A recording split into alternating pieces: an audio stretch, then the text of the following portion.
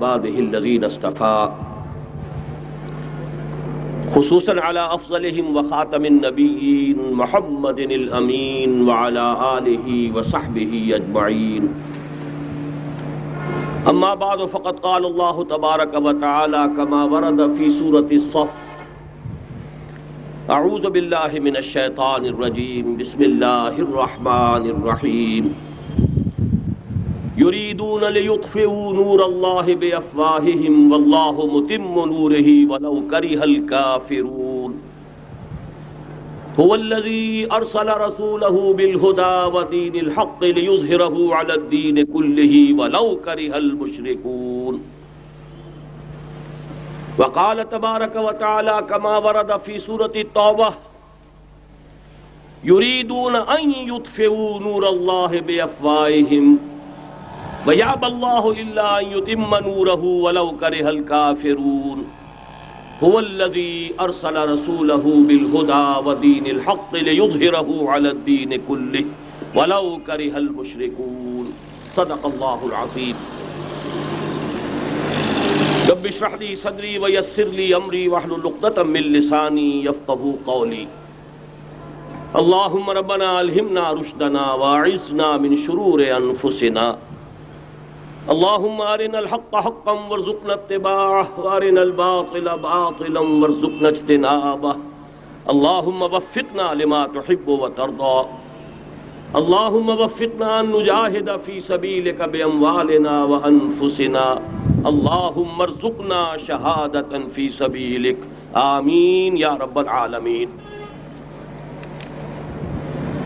محترم و مکرم حضرت مولانا محمد اکرم اعوان صاحب، بزرگوں، بھائیوں اور عزیزوں، میں نے ابھی 2 آیات سورہ صف سے تلاوت کی ہیں اور 2 ہی آیات سورہ توبہ سے. یہ دونوں آیات دونوں مقامات پر اسی ترتیب سے اور تقریباً انہی الفاظ میں وارد ہوئی. ایک آیت میں تو شوشے کا فرق بھی نہیں: هو الذی ارسل رسولہ بالہدی ودین الحق لیظہرہ علی الدین کلہ ولو کرہ المشرکون. وہی ہے اللہ جس نے بھیجا اپنے رسول محمد صلی اللہ علیہ وسلم کو الہدی یعنی قرآن حکیم اور دین حق یعنی متوازن نظام عدل اجتماعی دے کر لِيُظْهِرَهُ عَلَى الدِّينِ كُلِّهِ تاکہ غالب کر دیں اسے کل کے کل نظام پر. وَلَوْ كَرِهَ الْمُشْرِكُونَ، چاہے یہ مشرکوں کو کتنا ہی ناگوار. یہ آیت تو جوں کی توں آئی، ایک شوشے کا فرق نہیں. متصلاً قبل جو آیت آئی ہے اس میں ذرا سا لفظی فرق ہے. يُرِيدُونَ لِيُطْفِئُوا نُورَ اللَّهِ بِأَفْوَاهِهِمْ يُرِيدُونَ أَن يُطْفِئُوا نُورَ اللَّهِ بِأَفْوَاهِهِمْ. لام اور ان کا فرق ہے، باقی وہی ٹکڑا. وہ چاہتے ہیں کہ اللہ کے نور کو اپنی منہ کی پھونکوں سے بجھا دیں. واللہ متم نورہ ولو کرہ الکافرون ویابی اللہ الا ان یتم نورہ ولو کرہ الکافرون. ایک ہی بات کو مثبت اور منفی اسلوب میں بیان کیا گیا. اللہ اپنے نور کا اتمام فرما کر رہے گا، چاہے یہ کافروں کو کتنا ہی ناگوار ہو، اور اللہ کو ہرگز منظور نہیں ہے مگر یہ کہ اپنے نور کا اتمام فرمائے، خواہ یہ کافروں کو کتنا ہی ناگوار. میں یہ چاہتا ہوں کہ پہلے یہ جو آیت ہے اس کے پہلے ٹکڑے پر غور کریں. یریدون، یہ چاہتے ہیں، وہ چاہتے ہیں. یہ ہے کون؟ کون چاہتے ہیں؟ دونوں مقامات پر متصلاً قبل یہود کا تذکرہ ہے. سورہ صف میں بھی وقت کی کمی کی وجہ سے تفصیل میں نہیں جانا چاہتا. حضرت موسیٰ کا ذکر آیا: وَإِذْ قَالَ مُوسَىٰ لِقَوْمِهِ يَا قَوْمِ لِمَ تُؤْذُونَنِي وَقَدْ تَعْلَمُونَ أَنِّي رَسُولُ اللَّهِ إِلَيْكُمْ.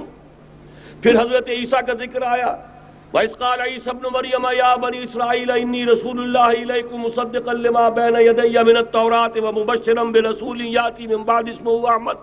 یہ سارا تذکرہ یہود کا ہے. اس کے بعد فرمایا: یریدون لیطفئوا نور اللہ بافواہہم. یہ یہودی چاہتے ہیں کہ اللہ کے نور کو اپنی منہ کی پھونکوں سے بجھا دیں. اس میں ایک طنز بھی ہے. اللہ کے نور کو قریش مکہ بھی بجھانا چاہتے تھے لیکن وہ عمل کے ذریعے بجھانا چاہتے تھے. وہاں ابو جہل نے بھی اپنی جان دی ہے, گردن کٹوائی ہے. جہاں 13 صحابہ شہید ہوئے وہاں 70 بتوں کے ماننے والوں نے بھی اپنی جانوں کی قربانی دی ہے. لیکن یہودی سازش کے ذریعے سے دوسروں کو بھڑکا کر, صرف ریشہ دوانی کے ذریعے سے اپنے آپ کو بچا کر اس نور کو بجھانا چاہتے تھے. اس لیے یہاں طنزیہ انداز ہے, یریدون لیطفئوا نور اللہ بافواہہم, یہ اپنے منہ کی پھونکوں سے بجھانا چاہتے ہیں. اسی کی بہترین ترجمانی کی ہے مولانا ظفر علی خان نے کہ نور خدا ہے کفر کی حرکت پہ خندہ زن, پھونکوں سے یہ چراغ بجھایا نہ جائے گا. یہود کی بھی مخالفت تھی, مشرکین کی بھی مخالفت تھی, لیکن ان کا انداز تھا سازشوں کے ذریعے سے اسلام کی مخالفت. اب تفصیل میں جانے کا موقع نہیں ہے, پوری سیرت النبی کا ایک اجمالی سخت جائزہ لے لیجئے کیسے کیسی سازشیں کی ہیں. منافقت کا پورا پودا بھی انہی کا لگایا ہوا, انہی کے زیر اثر. انہی میں سے ایک ابو عامر راہب بھی تھا کہ جس نے جو ہے اتنا بڑا لبادہ اوڑھا, بہت ہی بڑے تقدیس کا لبادہ اوڑھا. انہی میں سے عبداللہ ابن ابی تھا ان منافقین میں سے جو مارے آستین بن کر جو ہے اندر سے اسلام کو سہب و تاج کرتا رہا. یہ سب یہود کے کارندے, یہود کے ایجنٹ تھے. پھر یہ کہ ہر مرتبہ دیکھ لیجئے بدر میں بھی وہ چڑھا کر لائے ہیں اور احزاب تو ان کی سازشوں کا شاہکار ہے. اب میں جو بات کہنا چاہتا ہوں وہ یہ ہے کہ تاریخ اپنے آپ کو دہرا رہی ہے. یریدون لیطفئوا نور اللہ بافواہہم, آج بھی بعین ہی وہ صورتحال موجود ہے. آج بھی new world order, Jew world order در حقیقت یہود کی ریشہ دوانی, در حقیقت زائنسٹ موومنٹ تقریباً 100 برس پہلے جو شروع ہوئی, اس سے بھی 125 برس پہلے آرڈر آف دی ایلومیناٹی, جس کا شکار ابھی آپ کا عمران خان بھی ہو گیا ہے. کل جمعے میں مجھے اس کے بارے میں گفتگو کرنی ہے. وہ آرڈر آف دی ایلومیناٹی 1776 میں قائم کیا گیا تھا, یہودیوں کی سازش, وہ آج تک چل رہی ہے. آج بھی یہودی ہے کہ جو اسلام کا خاتمہ اور مسلمانوں کو اپنے کمی کاری بنانے کے لیے ایک پورے ورلڈ آرڈر کا نقشہ بنا کر آ چکے ہیں. اور آج در حقیقت آپ کا اصل دشمن, میں بالکل اتفاق کرتا ہوں مولانا سے, اصل دشمن نمبر 1 میرے اور آپ کے اندر موجود ہے, میرا اور آپ کا نفس. اصل دشمن یہ ہے, نفس ما ہم کم طرف فرعون نیست لیکن اورا عون ایرا عون نیست. اور دوسرا خارجی دشمن سب سے بڑا یہودی. لیکن یہ کہ اس وقت کے اور اس وقت کے حالات میں ایک بڑا فرق واقع ہوا ہے. مجھے اقبال کے وہ شعر یاد آ رہے ہیں, دنیا کو ہے پھر مارکہ روح و بدن پیش, تہذیب نے پھر اپنے درندوں کو ابھارا, اللہ کو پامر دیے مومن پہ بھروسہ, ابلیس کو یورپ کی مشینوں کا سہارا. وہی تاریخ ستیزہ کار رہا ہے ازل سے تا امروز, چراغ مصطفی سے شرار بولہبی. تو دنیا کو ہے پھر مارکہ روح و بدن پیش, تہذیب نے پھر اپنے درندوں کو ابھارا, اللہ کو پامر دیے مومن پہ بھروسہ, ابلیس کو یورپ کی مشینوں کا سہارا. میں جس فرق کی طرف اشارہ کر رہا ہوں ذرا اس پر غور کیجئے. جس وقت یہودی حضور صلی اللہ علیہ وسلم اور صحابہ کرام کی مخالفت کر رہے تھے, ان کے اور عیسائیوں کے درمیان دشمنی تھی. وقالت اليہود لیست النصارى علی شیء وقالت النصارى لیست اليہود علی شیء. ان میں آپس میں سانپ اور نیولے کا بیر تھا اس وقت جبکہ نبی اکرم صلی اللہ علیہ وسلم کے ساتھ یہود کی یہ کشاکش جاری تھی. یہی وجہ ہے کہ آپ کو معلوم ہے کہ قرآن مجید کہتا ہے کہ بدترین دشمن تمام انسانوں میں اہل ایمان کے وہ یہود ہیں, اور قریب ترین اگر کسی کو پاؤ گے دوستی میں مسلمانوں کے تو وہ نصارہ ہیں. سورہ مائدہ کی آیت ہے, وَلَتَجِدَنَّ أَشَدَّ النَّاسِ عَدَاوَةً لِلَّذِينَ آمَنُوا الْيَهُودَ وَلَتَجِدَنَّ أَقْرَبَهُمْ لِلَّذِينَ آمَنُوا مَوَدَّةً لِلَّذِينَ آمَنُوا الَّذِينَ قَالُوا إِنَّا نَصَارَى. اس وقت صورتحال یہ تھی. آج زمین و آسمان کا فرق واقع ہو چکا ہے. آج یہودی عیسائی پر مسلط ہو چکا ہے. یہودیوں نے پورا عالم عیسائیت فتح کر لیا ہے. آج پورا عالم عیسائیت یہودیت کا اعلی کار بن چکا ہے. چنانچہ پہلے تو ایک ہی بات تھی، یہ تو تقریباً 300-400 سال قبل ہو چکا، کہ west white Anglo Saxon Protestants یہ تو اعلی کار بن گئے تھے آج سے صدیوں پہلے. انہی کے ذریعے سے یورپ کے اندر انہوں نے سود کی اجازت حاصل کی، انہی کے ذریعے سے یہ ساری فحاشی اور یہ ساری عریانی کا جو بازار گرم کیا، یہ در حقیقت آزاد خیالی، لبرلزم، حریت فکر، حریت عمل. میں آزاد ہوں، میں ننگا جانا چاہتا ہوں بازار میں، آپ کون ہوتے روکنے والے؟ آپ اپنی آنکھیں بند کر لیں. ہم آزاد ہیں، ہم دو مرد ہیں، شادی کرنا چاہتے ہیں، شوہر اور بیوی کی حیثیت سے رہنا چاہتے ہیں، آپ کون اعتراض کرنے والے؟ یہ سارا یہود کی سازش. اور آپ کو معلوم ہونا چاہیے جب تک پوپ کا کنٹرول تھا یورپ پر، یعنی ابھی کیتھولک جو عیسائیت ہے وہ غالب تھی، اس وقت تک پورے یورپ میں سود حرام تھا، کہیں انٹرسٹ کا کاروبار نہیں ہو سکتا تھا. یہ پروٹیسٹنٹس کے ذریعے سے اس کی اجازت حاصل کی. نتیجہ یہ نکلا، علامہ اقبال شاعر مشرق اس صدی کے آغاز میں گیا تھا یورپ، اور وہاں جا کر اس نے دیکھ لیا تھا فرنگ کی رگے جہاں پنجے یہود میں ہے. معاشی اعتبار سے یہودیوں نے پورے یورپ کے اوپر اپنا تسلط قائم کر لیا تھا. اور یہ یہودی کون تھے؟ Rothschilds, goldsmiths. یہ گولڈ سمتھ جس نے شکار کیا ہے تازہ عمران خان، ایک ابھرتی ہوئی شے تھا، امیدیں وابستہ ہو رہی تھیں، پہلے ہی سے ایک ہیرو کی شکل میں تھا. وہ اسلام کی بات کرنے چلا تھا، وہ اپنے کلچر کی بات کرنے چلا تھا. گولڈ سمتھ 5 کروڑ پاؤنڈ تو پہلی سلامی ملنے والی ہے. یہ قیمت کس سے کی دی جا رہی ہے؟ غور کیجئے. اگر وہ سارا سازشی کردار جو یہود کا ہے وہ سامنے ہو تو ہر شے آپ کے سامنے بالکل ٹرانسپیرنٹ نظر آئے گی. آپ دیکھ سکتے ہیں کہ اصل میں ہو کیا رہا ہے. بہرحال مجھے جو دوسری بات کہنی تھی وہ یہ کہ یریدون لیطفئوا نور اللہ بافواہہم اس وقت بھی یہودی تھا، آج بھی یہودی ہے. لیکن فرق یہ واقع ہوا ہے کہ اس وقت یہودی کے کنٹرول میں عیسائی نہیں تھے، بلکہ 1200 برس تک یہودیوں کے اوپر ظلم و ستم بلکہ ہوتا رہا عیسائیوں کے ہاتھوں. پورے یورپ میں پرسیکیوٹڈ تھے. انہیں اگر کہیں سہارا ملا مسلمانوں کے ذریعے سے اسپین میں ملا ہے. بن گوریان نے خود لکھا اپنی کتاب میں کہ ڈیورنگ دی ڈائسپورا، یہ ہمارا جو انتشار کا دور ہے 70 عیسوی سے جو شروع ہوا تھا، اس ڈائسپورا کے دوران our golden period is the period of Muslim Spain. ہمارا سنہری دور وہی ہے جو مسلمان ہسپانیہ کا دور ہے. انہیں آرام ملا، انہیں پروٹیکشن ملی، انہیں عیش ملے، اور وہیں سے انہوں نے عیسائیت کے اندر نقب لگا کر اور وہاں سے اپنے راستے پیدا کیے. اور دوسرا کام یہ کیا، عیسائیوں کی عداوت کا رخ اپنی بجائے مسلمانوں کی طرف کر دیا. یہ ہے ہوشیاری، یہ ہے چالاکی. دشمنی تو ہے، اور دشمنی کے جذبات کو ادھر کے بجائے ادھر کر دو. انگریز کیا کر کے گیا تھا ہمارے ساتھ؟ یہ کشمیر کا مسئلہ کیوں پیدا ہوا؟ انگریز نے 200 برس یا کہیں 100 برس ہندوستان پر حکومت کی تھی، اور سابق حکمران کے خلاف نفرت ہوتی ہے. جب کوئی قوم آزاد ہوتی ہے اپنے سابق حکمرانوں کے خلاف نفرت ہوتی ہے. اس نفرت کو روکا کہ ان کی آپس میں نفرت کے لیے کشمیر کی ہڈی ڈال جاؤ، آپس میں لڑتے رہیں، ہمارے سے ہماری طرف دوستی کا ہاتھ وہ بھی بڑھائیں یہ بھی بڑھائیں. یہ بہت بڑی سازش تھی، ایسے ہی نہیں ہو گیا تھا.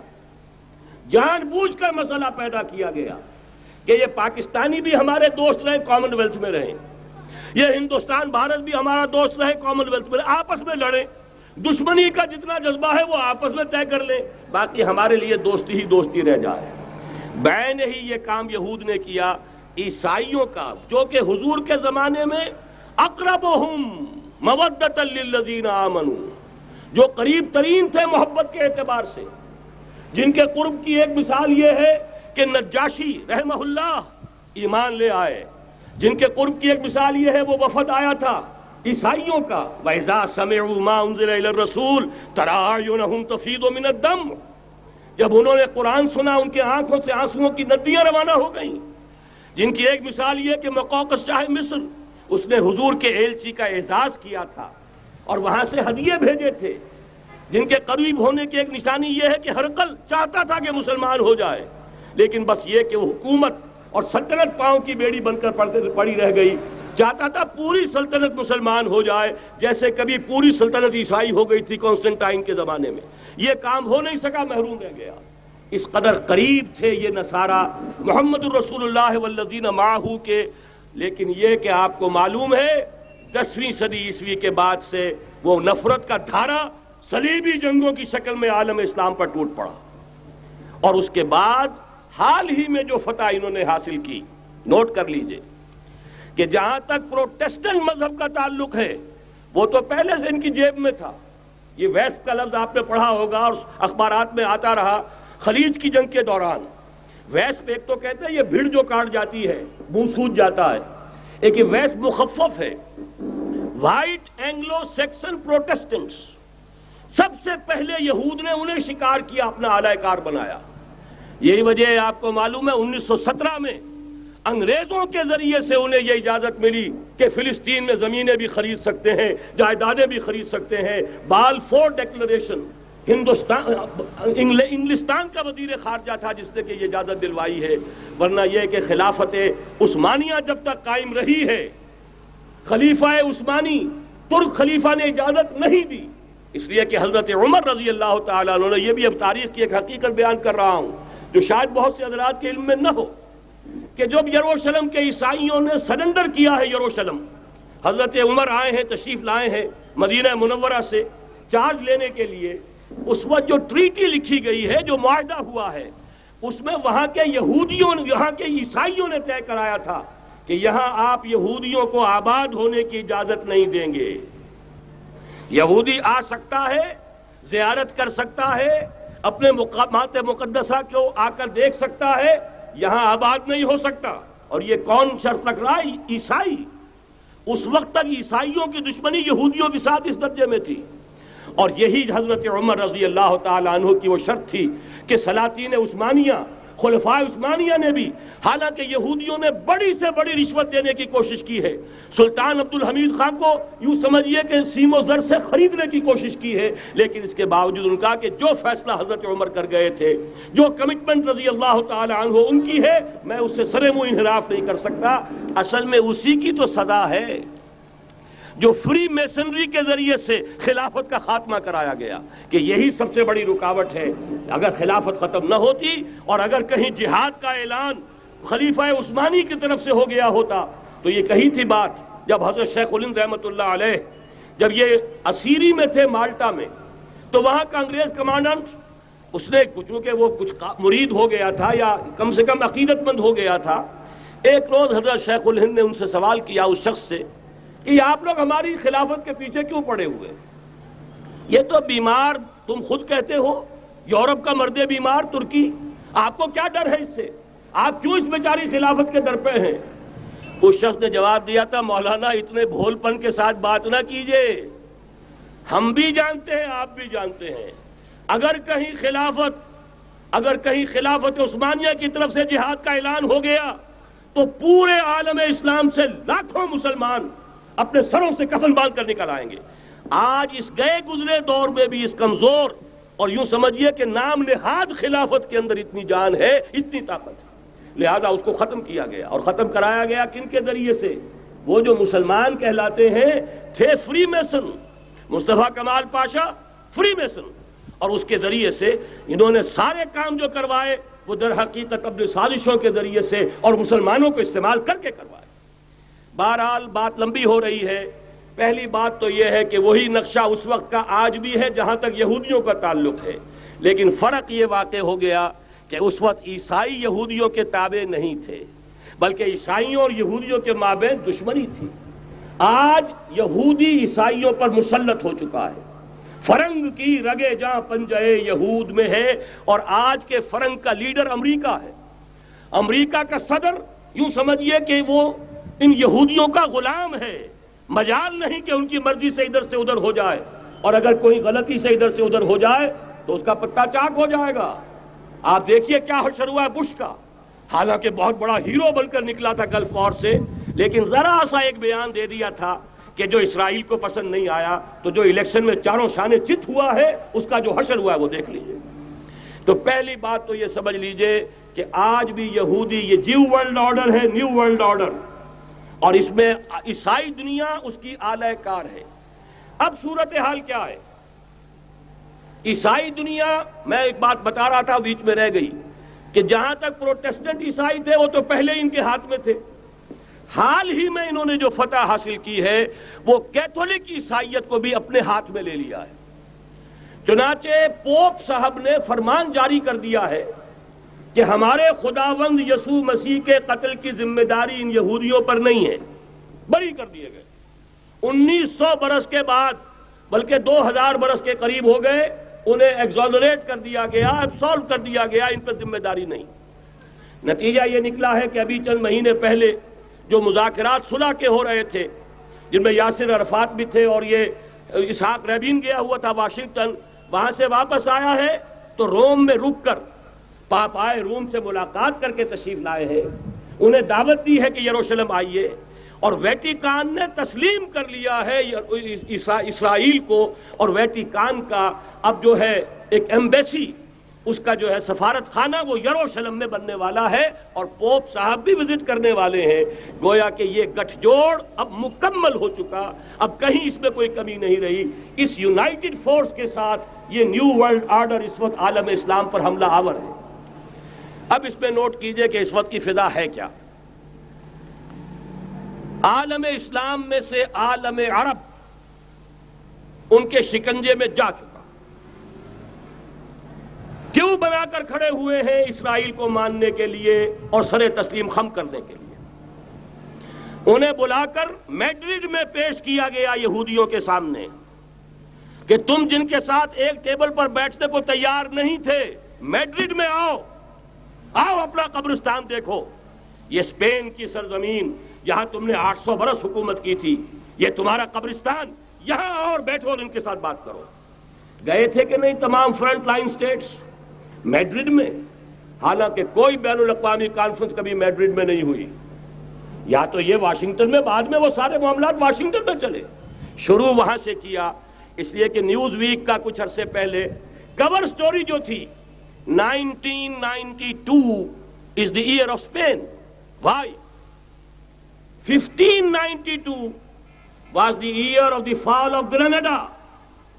1492 میں 1492 میں غرناطہ کا سقوط ہوا، اور پورے آئیبیرین پیننسولا سے ایک ایک مسلمان بچہ نکال کر ختم کر دیا گیا، یا زندہ جلا دیے گئے، یا تہہ تیگ کر دیے گئے، یا جہازوں میں بھر بھر کر۔ اور آپ کو معلوم ہے میڈیٹرینین کی حیثیت کیا ہے، خلیج ہے، ایک معمولی سی خلیج، ادھر سے اسپین کا ساحل قریب آ جاتا ہے، اسپین کے ساحل سے جہازوں میں بھرا اور نارتھ افریقہ کے ساحل کے اوپر پھینک کر آ گئے۔ پورے ہسپانیہ میں جہاں 800 برس مسلمان کی حکومت رہی، ایک بچہ بھی مسلمان نام کا موجود نہ رہا۔ یہ تھا 1492، اور اب آیا تھا 1992۔ 1992 is the year of Spain۔ اسی لیے ورلڈ اولمپکس رکھے گئے، وہاں دلہن کی طرح سجایا گیا ہسپانیہ کو، اور بلایا گیا، طلب کیا گیا، سمن کیا گیا تمام دول عرب کو، آؤ یہاں بیٹھو، اور یہاں بیٹھ کر اپنے ان یہودی دشمنوں کے ساتھ مصالحت کی بات شروع کرو۔ بہرحال نوٹ کر لیجئے، عالم عرب جا چکا۔ کوئی دن کی بات ہے، میں سنسنی پیدا نہیں کرنا چاہتا، لیکن حالات اور واقعات سے نگاہیں بند کرنا بھی کوئی دانش مندی کی بات نہیں ہے۔ یہ ایودھیا کی مسجد شہید کی گئی، ابھی یہ ایک بہت بڑا مزار جو ہے شہید کیا گیا، اور اس کے ساتھ کئی مسجدیں شہید کی گئی۔ یہ سب کیا ہے؟ یہ مسلمانوں کی نفس دیکھی جا رہی ہے کہ کوئی غیرت اور حمیت نام کی کوئی شے باقی ہے؟ جیسے علامہ اقبال نے وہ نظم لکھی تھی، عبدالقادر روہیلا بڑا ظالم جفاجو کینہ پرور تھا، لیکن یہ کہ اس نے جو ایک ٹیسٹ لیا تھا کہ وہ جو عورتیں ہیں تیموری خاندان کی، ان میں کوئی رمق رہ گئی ہے؟ معلوم ہوا کہ نہیں، کہ غیرت نام تھا جس کا، گئی تیمور کے گھر سے، ختم، غیرت نکل گئی۔ اسی طرح ایودھیا کی مسجد، اب چرار شریف، اور یہ کوئی دن کی بات ہے کہ اب مسجد اقصی کا نمبر آیا کہ آیا۔ اس کے لیے پوری تیاریاں ہو چکی ہیں. یروشلم کا مشرقی حصہ خالی کرایا جا چکا ہے. اس کے اندر اب پورا تسلط یہودی کر رہے ہیں. یہاں تک کہ اب کے یاسر عرفات صاحب نے بھی کچھ نہ کچھ جو ہے احتجاج کی بات کی ہے. حالانکہ اب تک ہر بات مان کر منقار زیر پر تھا، لیکن یہ کہ ایک وقت آتا ہے آخر کار اسے بھی کچھ بولنا پڑ گیا ہے. لیکن یہودی اب پیچھے قدم ہٹانے والا نہیں ہے. ان کا تھرڈ ٹیمپل، تیسری مرتبہ ہیکل سلیمانی تعمیر ہونا ہے. نوٹ کر لیجئے، ان کے لیے وہ وہی کچھ ہے جو ہمارے لیے کعبہ ہے. ان کے لیے ہیکل سلیمانی بالکل وہی حیثیت رکھتا ہے جو ہمارے لیے کعبہ. وہ ہیکل سلیمانی ایک مرتبہ پہلے نبوکدنضر کے ہاتھوں مسمار ہوا، پھر سن 70 عیسوی میں ٹائٹس کے ہاتھوں مسمار ہوا. سن 70 کے بعد آج 1995 میں کتنے برس ہو گئے؟ پورے 1925 برس ہو گئے کہ ان کا کعبہ زمین بوس پڑا ہوا ہے. اب تک تو ان کا بس نہیں تھا، اب تو بس ہے کہ نہیں؟ اب ان کی حکومت ہے کہ نہیں؟ اب شاہ حسن ہو چاہے شاہ حسین، ان کے نوکر اور چاکر ہیں یا نہیں؟ اب انہیں ڈر کس کا ہے؟ لہذا کوئی دن کی بات ہے مسجد اقصی شہید ہوگی اور ٹیمپل کی تعمیر شروع ہوگی. یہ تو بہرحال ایک نقشہ ہے. اگلا نقشہ آپ کو بتانا چاہتا ہوں، ایک دوسری تصویر ہے. یہ تصویر ہے زمینی، ایک تصویر ہے آسمانی. وَمَكَرُوا وَمَكَرَ اللَّهُ وَاللَّهُ خَيْرُ الْمَاكِرِينَ.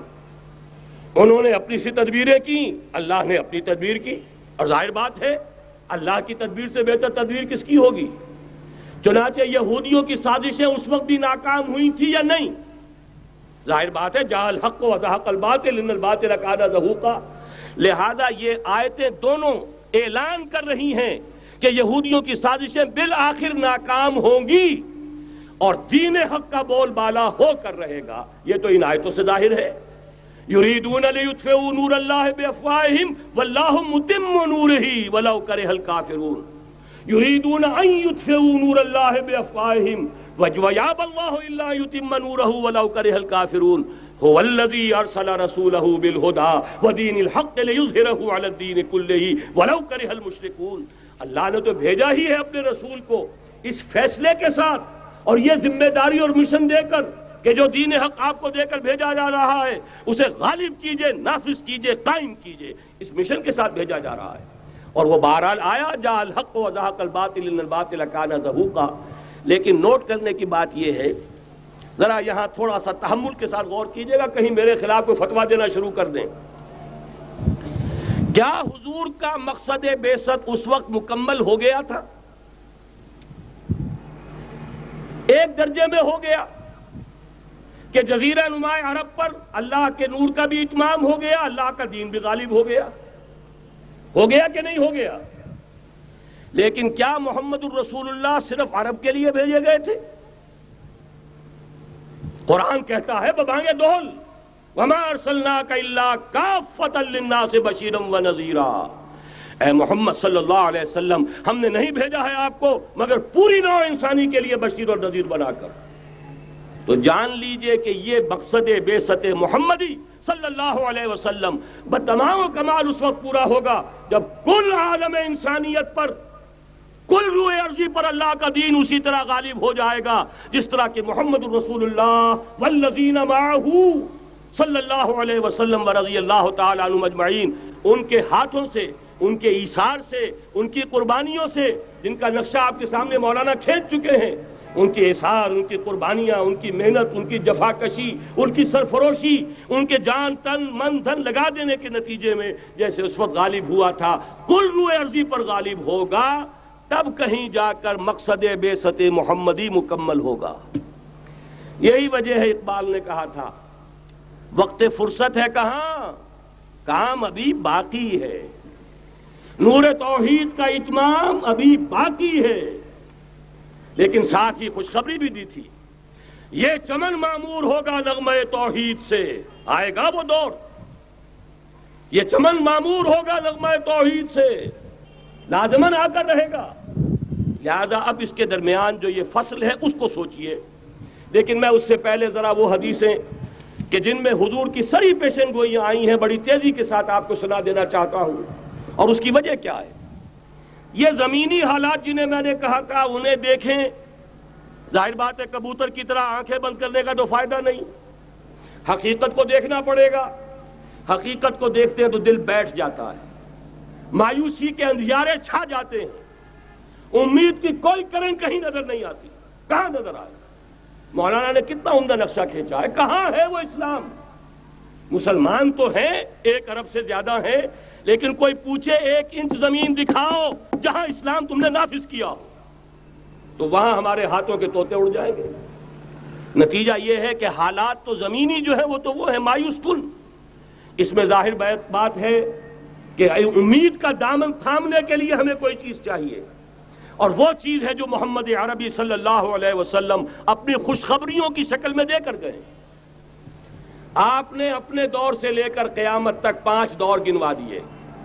تکون النبوۃ فیکم ما شاء اللہ ان تکون ثم يرفع اللہ اذا شاء يرفعها ثم تکون خلافۃ على منہاج النبوۃ ثم تکون ملکا عاضا ثم تکون ملکا جبریا ثم تکون خلافۃ علی منہاج النبوۃ۔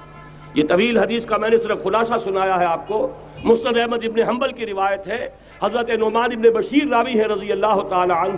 پہلا دور دور نبوت، دوسرا دور دور خلافت علی منہاج النبوۃ، نبوت کے نقش قدم پر خلافت، جسے ہم خلافت راشدہ کہتے ہیں۔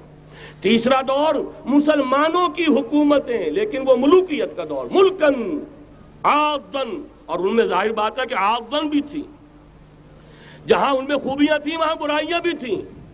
وہی حجاج ابن یوسف جس نے ایک مسلمان لڑکی کے خط کے اوپر فوج بھیجی ہے، وہی حجاج ابن یوسف ہے کہ سینکڑوں تابعین کے سر اس نے قلم کرائے ہیں، وہی حجاج ابن یوسف۔ وہی خلیفہ کہ جس نے فوج کشی کی اجازت دی تھی سندھ پر، وہی خلیفہ ہے جس نے بلا کر محمد ابن قاسم کو شہید کیا ہے کہ یہ پاپولر ہوتا چلا جا رہا ہے، ملوکیت کے لیے تو اس سے بڑا خطرہ اور کوئی نہیں۔ اس لیے کہ سندھ کے ہندوؤں نے ان کے بت بنا لیے تھے۔ یہ نوجوان در جوانی توبہ کردن شیوہ پیغمبریس، یہ نوجوان اور اتنا نیک اور پارسا ان کے بت بنا کر مندروں میں رکھ دیے گئے۔ اندیشہ ہو گیا کہ یہ تو پاپولر ہو گیا تو ہمارے خلاف بغاوت کر دے گا، بلا کر شہید کر دیا گیا۔ بہرحال تیسرا دور تھا وہ ملکن عاضن، کچ کھلی ملوکیت۔ چوتھا دور تھا ملکن جبرین، غلامی کی ملوکیت۔ پہلے کم سے کم بادشاہ مسلمان نام کے تو تھے، اب تو ہم ملکہ برطانیہ کے زیر نگیں تھے، تاج برطانیہ کے غلام تھے، کہیں بلندیزیوں کے غلام تھے، کہیں کسی اور کے غلام تھے، کہیں اطالویوں کے غلام تھے، کہیں فرانسیسیوں کے غلام تھے۔ یہ چوتھا دور نوٹ کر لیجئے، آدھا ختم ہو گیا، آدھا باقی ہے۔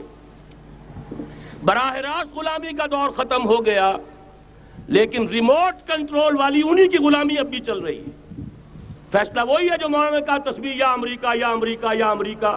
وہی لوگ، وہی ذہن، وہی ان کی بود و باش، وہی ان کی معاشرت، وہی ان کی سوچ، وہی ان کے اقدار، وہی ان کے نظریات، وہی ان کی معاشیات، وہی ان کی معاشرت، ہر شے وہی ہے، صرف رنگ کا فرق ہے اور کچھ نہیں۔ نظام ابھی وہی ہے، چلانے والے بھی انہی کے پرستار ہیں، بلکہ ریموٹ کنٹرول سے وہی چلا رہے ہیں۔ وہ تو آپ کے بجٹ کا بھی فیصلہ کرتے ہیں، آپ کی الیکٹریسٹی کے ریٹس بھی معین کرتے ہیں۔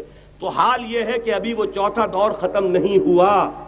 فرق صرف یہ ہے کہ ڈائریکٹ کی بجائے ریموٹ کنٹرول ہے، لیکن حضور کی خوشخبری یہ ہے، ثم تکون خلافۃ علی منہاج النبوۃ، پھر ایک دور آئے گا خلافت علی منہاج النبوۃ کا۔ یہ محمد الرسول اللہ کی نوید ہے، وہو الصادق المصدوق، وہ سچے ہیں، ان کی صداقت پر خود اللہ گواہ ہے۔ لہذا وہ دور آ کر رہے گا، اس میں کسی بھی بندے مومن کے لیے کسی شک و شبے کی کوئی گنجائش نہیں۔ اگلی حدیث اگلی سنیے، اب جب یہ دور آئے گا تو عالمی ہوگا، جیو ورلڈ آرڈر نہیں ہوگا، جسٹ ورلڈ آرڈر ہوگا۔ یہ نیو ورلڈ آرڈر NWO، حقیقت میں جیو ورلڈ آرڈر ہے JWO، لیکن اسی کو بدلنا ہے جسٹ ورلڈ آرڈر آف اسلام، اور وہ گلوبل ہوگا۔ 2 حدیثوں کا تذکرہ کر دوں۔ حضرت ثوبان حضور کے ایک آزاد شدہ غلام تھے، وہ روایت کرتے ہیں، مسلم شریف کی روایت ہے، یہ صحیحین میں فرماتے ہیں کہ حضور نے ارشاد فرمایا، ان اللہ زوالی الارض فرأیت مشارقها ومغاربها وان امتی سیبلغ ملکها ما زوی لی منها۔ رواہ مسلم رحمہ اللہ، حضور فرماتے اللہ تعالیٰ نے میرے لیے پوری زمین کو لپیٹ دیا، یہاں تک کہ میں نے اس کے سارے مشرق دیکھ لیے، سارے مغرب دیکھ لیے، اور سن لو مجھ سے، ٹیک اٹ فرام می، میری امت کی حکومت ان تمام علاقوں پر قائم ہو کر رہے گی جو مجھے زمین کو لپیٹ کر اور سکیڑ کر دکھا دیے گئے۔ گلوبل ہوگی کہ نہیں؟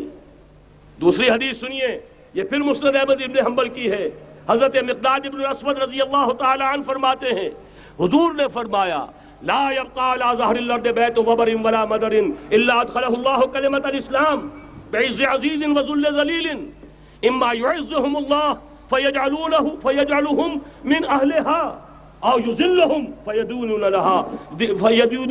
لها۔ یہ ہے حدیث مسند احمد ابن حنبل کی، اور حضرت مقداد فرماتے پھر میں نے کہا اچھا تب تو ہو جائے گی وہی بات، وَيَكُونَ الدِّينُ كُلُّهُ لِلَّهِ، دین کل کا کل اللہ کے لیے ہو جائے گا۔ حدیث کا ترجمہ یہ ہے کہ حضور نے فرمایا روئے زمین پر نہ کوئی اینٹ گارے کا بنا ہوا گھر رہے گا، نہ کوئی اونٹ کے بالوں کے بنے ہوئے کمبلوں کا خیمہ رہے گا جس میں اللہ تعالیٰ کلمہ اسلام کو داخل نہ کر دے، لیکن یہ داخلہ دو طریقے سے ہوگا، بعز عزیز و ذل ذلیل، یا صاحب عزت کے اعزاز کے ساتھ یا کسی مغلوب کی مغلوبیت کے ساتھ، یعنی یا تو اللہ تعالیٰ ان کا اعزاز فرمائے گا اور وہ کلمہ اسلام کے خود قائل ہو جائیں گے، جب گھر والا خیمے والا اسلام لے آئے گا تو اسلام اس کے گھر میں داخل ہوگا، اس کو بھی عزت نصیب ہوگی۔ وَلِلَّهِ الْعِزَّةُ وَلِرَسُولِهِ وَلِلْمُؤْمِنِينَ، عزت تو حق ہے اللہ کا، اس کے رسول کا اور اہل ایمان کا۔ اور اگر وہ اسلام قبول نہیں کرے گا تو یوت الجزیۃ عن ید وہم صاغرون، چھوٹے ہو کر رہنا پڑے گا، جزیہ دینا ہوگا، اسلام کی بالادستی قبول کرنی ہوگی۔ بتائیے اس کے بعد بھی کوئی شک ہے؟ یہ ہے آسمانی نقشہ، یہ اللہ فرما رہے ہیں واللہ متم نورہ ویابی اللہ الا یتم نورہ لیظہرہ علی الدین کلہ ولو کرہ المشرکون، یہ اللہ کا فیصلہ ہے۔ ادھر یریدون لیطفئوا ہے، یہ زمینی نقشہ ہے۔ اب شکل کیا ہے؟ اب میں آپ سے عرض کر دوں کہ ان دونوں کے مابین جو خلا نظر آ رہا ہے، کوئی شخص یقین کے ساتھ نہیں کہہ سکتا کہ اب حالات کا کیا رخ ہوگا، اس لیے کہ ظاہر بات ہے قرآن مجید میں مستقبل کے بارے میں خود حضور سے کہلوایا گیا وَإِنْ أَدْرِي أَقَرِيبٌ أَمْ بَعِيدٌ مَا تُوعَدُونَ، لوگوں مجھے معلوم نہیں ہے کہ جس بات کی تمہیں خبر دی جا رہی ہے وہ قریب آ چکا ہے یا دور ہے۔ وَإِنْ أَدْرِي لَعَلَّهُ فِتْنَةٌ لَكُمْ وَمَتَاعٌ إِلَىٰ حِينٍ، اور میں نہیں جانتا، ہو سکتا ہے اللہ کچھ اور مہلت دے دے تمہیں اور کچھ اور آزمائش جو ہے اس کے لیے تمہارے لیے کوئی اور مہلت عطا فرما دے، ہو سکتا ہے۔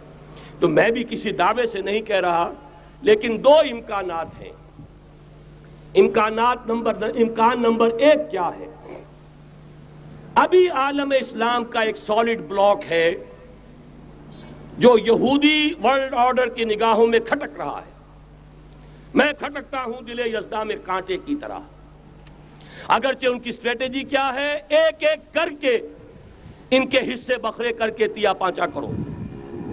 ابھی وہ بلاک کون سا ہے؟ ایران ہے، افغانستان ہے، پاکستان ہے، اور روسی ترکستان سے آزاد ہونے والی جو ریاستیں ہیں، یہ ایک سالڈ بلاک ہے۔ یہ عجمی مسلمان عربی نہیں، عربی گئے، یہ نوٹ کر لیجئے، اس لیے کہ عربوں کو اللہ نے فضیلت دی تھی، محمد ان میں سے تھے صلی اللہ علیہ وسلم، یہ رتبہ بلند ملا جن کو مل گیا، لیکن ساتھ ہی اللہ نے دھمکی بھی دے دی تھی سورہ محمد میں، ان تتولوا یستبدل قوما غیرکم، اگر تم پیٹھ دکھا دو گے اس مشن کو جو ہم نے تمہارے حوالے کیا ہے، تمہیں ہٹائیں گے، کسی اور کو لے آئیں گے۔ اور یہ بات ہو چکی ہے 13ویں صدی عیسوی میں، 1258 میں جب سقوط بغداد ہوا ہے، عربوں کے ہاتھ سے عالم اسلام کی قیادت چھین لی گئی، معزول کر دیے گئے۔ اس کے بعد قیادت کن کے ہاتھوں میں آئی؟ ترکوں کے ہاتھ میں، ترکان تیموری ہندوستان میں، ترکان صفوی ایران میں، ترکان سلجوقی مڈل ایسٹ میں، اور ترکان عثمانی کا تو کہنا ہی کیا ہے، وہ ایشیا مائنر سے چل کر آپ کو معلوم ہے کہ مشرقی یورپ کا کتنا بڑا علاقہ، دی گریٹ آٹومان امپائر اس صدی کے آغاز تک قائم تھی۔ اس صدی میں عجیب عجیب معجزے ہوئے ہیں۔ گریٹ آٹومان امپائر جو 3 بر اعظموں پر محیط، نام و نشان ختم. دی گریٹ USSR نام و نشان ختم. اب تو روس صاحب ایک ملک کی حیثیت سے رہ گئے. یہ اس صدی میں دو اور وقت نہیں ہے میں اور آپ کو کیا بتاؤں. اس صدی میں تو بڑے بڑے عجیب عجوبے ہوئے ہیں. بڑی بڑی 2 عظیم جنگیں ہو چکی ہیں, تیسری جو ہے سر پر کھڑی ہے, دور نہیں ہے, جس کو حدیث میں کہا گیا ہے الملحمۃ العظمی, تاریخ انسانی کی عظیم ترین جنگ, اور وہی صلیبی جنگ جس کا آغاز بوسنیا سے ہو چکا ہے. بہرحال اس وقت جو میں کہہ رہا تھا, ورنہ میرے پاس تو یعنی یہ کہ درد دل کہنے کے لیے وقت نہیں ہے, مجھے اپنی بات کو محدود کرنا پڑ رہا ہے. لیکن میں اب آ رہا ہوں اصل موضوع کی طرف, کہ ایک امکان تو یہ ہے کہ اس بلاک میں اسلام کا احیاء ہو, اور اس کے لیے کچھ نویدیں بھی موجود ہیں احادیث نبویہ میں. وہ تو آپ نے سنا ہوگا اقبال کا شعر, میرے عرب کو آئی ٹھنڈی ہوا جہاں سے, میرا وطن وہی ہے, میرا وطن وہی ہے. حدیث میں آتا ہے یخرج ناس من المشرق یؤتون للمہدی یعنی سلطانہ, مشرق سے فوجیں نکلیں گی کہ جو کہ مہدی کی حکومت قائم کریں گی. یہ مہدی اہل تشیع کے مہدی اور ہیں, ہمارے مہدی اور ہیں. اہل تشیع کے عقیدے کے مطابق ان کے بعد میں امام جو روپوش ہو گئے تھے وہ امام مہدی ہے, وہ ظاہر ہو جائیں گے. ابھی امام غائب ہیں, پھر وہ ظاہر ہو جائیں گے. ہمارے نزدیک یہ مہدی پیدا ہوں گے یا ہو چکے ہوں, اور یہ ہوں گے حضرت فاطمہ کی نسل ہی سے رضی اللہ تعالی عنہا. لیکن عالم عرب کے اندر پھر ایک طاقت بن کر ابھریں گے, باطل کی قوتوں کے خلاف جہاد کریں گے. لیکن ان کو مدد آئے گی 2 طرف سے, ایک زمینی مدد آئے گی مشرق سے, ایک آسمانی مدد آئے گی. عیسیٰ ابن مریم کا نزول, حضرت مسیح علیہ الصلوۃ والسلام جو زندہ آسمان پر اٹھائے گئے تھے نازل ہوں گے, اور در حقیقت ان 2 مددوں کے نتیجے میں پھر یہود کا قلع قمع ہوگا, اور یہی گریٹر اسرائیل ان کا گریٹر گریو یارڈ بن کر رہے گا, عظیم تر قبرستان بن کر رہے گا. اس کی بڑی واضح حدیثیں موجود ہیں, اس کی بڑی تفصیلی خبریں موجود ہیں. یہ احادیث کی کتب کے اندر بدقسمتی سے ہماری اس کی طرف توجہ نہیں. ایک تو یہ ہو سکتا ہے. اسی طریقے سے ایک اور حدیث ہے, یخرج من خراسان رایات سود, اور یہ مسلم شریف کی روایت ہے, نوٹ کیجئے گا, نہیں ترمذی شریف کی روایت ہے. یخرج من خراسان رایات سود لا يردها شيء حتى تنصب بإيلیا. اور خراسان حضور کے زمانے میں آج کے افغانستان کا نام تھا. یہ افغانستان میں جو جہاد ہوا ہے, غلطیاں ہوئی ہیں اور غلطیوں کا خمیازہ بھگت رہے ہیں. یہ تو اللہ تعالیٰ کی سنت ہے جس میں اللہ نے صحابہ کو بھی ایگزمپٹ نہیں کیا, غلطی کی سزا دی ہے. 35 صحابہ کی غلطی غزوہ احد میں ہوئی, جہاں سے حکم تھا کہ مت ہٹنا, 50 میں سے 35 ہٹ گئے. نتیجہ کیا نکلا؟ فتح شکست میں بدل گئی. 70 صحابہ شہید ہو گئے. اللہ تعالیٰ نے فرمایا وَلَقَدْ صَدَقَكُمُ اللَّهُ وَعْدَهُ إِذْ تَحُسُّونَهُم بِإِذْنِهِ حَتَّى إِذَا فَشِلْتُمْ وَتَنَازَعْتُمْ فِي الْأَمْرِ وَعَصَيْتُمْ مِن بَعْدِ مَا أَرَاكُم مَّا تُحِبُّونَ. مسلمانوں ہم سے گلہ نہیں کر سکتے, ہم نے اپنا وعدہ سچا کر دکھا دیا تھا جبکہ تم انہیں گاجر مولی کی طرح کاٹ رہے تھے. لیکن جب تم ڈھیلے پڑ گئے, تم نے ڈسپلن کو توڑا, تم نے اختلاف کیا, تو سزا دی ہم نے. تو اگر صحابہ کرام رضوان اللہ تعالی علیہ مجمعین خیر الناس بعد الانبیاء, پوری نوع انسانی کے اندر انبیاء کے بعد بلند ترین انسان, اگر ان کی بھی غلطی کا خمیازہ جو ہے اللہ نے چکھایا, کیوں چکھایا؟ ضروری تھا, آئندہ کے لیے سبق ہو جائے. یہ وَلِيُمَحِّصَ مَا فِي قُلُوبِكُمْ, تاکہ تمہارے دلوں کے اندر اگر کہیں کوئی کھوٹ ہے اور پاک کر دیں ہم. اس لیے بہرحال غلطیاں ہوئی ہیں افغانستان میں. ایک امام کے ساتھ بیعت نہیں تھی, بلکہ بدقسمتی اور بڑھ کر یہ ہے بیعت کر کے توڑ دی. عبد الرسول سیاف صاحب کے ہاتھ پر ہمارے پاکستان کے 7 گروپ جو تھے, انہوں نے عین حرم میں بیٹھ کر بیعت کی اور پاکستان آ کر بیعت توڑ دی. سزا اس کی مل رہی ہے. آپس کی خانہ جنگی یوں ہی نہیں ہو رہی, کوئی سبب ہے. لہذا یہ سزا تو ملے گی, لیکن جتنا خون یہاں پر خلوص کے ساتھ دیا گیا ہے اس کی مقدار بھی کم نہیں ہے. یہاں سے خیر برآمد ہوگا اور دوسری بات اپنے بارے میں نوٹ کر لیجئے، یہ پاکستان، بچا کھچا Pakistan, what remains of Pakistan, یہ اصل میں ہے کیا؟ مولانا بہت خوبصورت انداز میں فرما رہے تھے کہ یہ 313 نہیں تھے، اسلام تھا۔ اسی طرح نوٹ کیجئے، پاکستان نہیں ہے، 4 صدیوں کی تجدیدی مساعی کا حاصل ہے۔ آپ نے کبھی نوٹ کیا ختم نبوت کے بعد اب سب سے اونچا منصب کس کا ہے؟ مجددین۔ سنن ابی داؤد کی روایت، ان اللہ یبعث فی ہذہ الامہ علی راس کل 100 عام من یجدد لہا دینہا۔ اور نوٹ کیجئے کوئی بات ہے، 1000 برس تک سارے مجدد عالم عرب میں پیدا ہوئے، جیسے ہی دوسرا 1000 سال شروع ہوا، الف ثانی کا مجدد اعظم شیخ احمد سرہندی کہاں تھا؟ صنم خانہ ہند میں حاضر ہوا۔ میں شیخ مجدد کی لحد پر، وہ خاک کے ہے زیر فلک مطلع انوار، گردن نہ جھکی جس کی جہانگیر کے آگے، جس کے نفس گرم سے ہے گرمی اعراض وہ۔ پھر 12ویں صدی کا مجدد اعظم امام الہند شاہ ولی اللہ دہلوی، 13ویں صدی کا مجدد اعظم سید احمد بریلوی، اس کے خون کا امین اور اس کے ساتھ کے شہداء کے خون کا امین، ان کے جسموں کا امین آپ کا خطہ ہزارہ، آپ کا خطہ سوات، اس میں ان کی جانیں ہیں جو دی گئی ہیں۔ اور وہ نہایت میں آپ سے عرض کر دوں، دور صحابہ کے بعد اتنا خالص اسلامی جہاد پوری مسلمان تاریخ میں نہیں ملے گا جتنا وہ تحریک شہیدین کا تھا۔ 14ویں صدی ہجری میں شیخ الہند جیسا مجاہد اعظم کہ انگریز نے گرفتار کر کے قید بھی کیا ہے، تو کہاں؟ ہندوستان میں نہیں، کہاں؟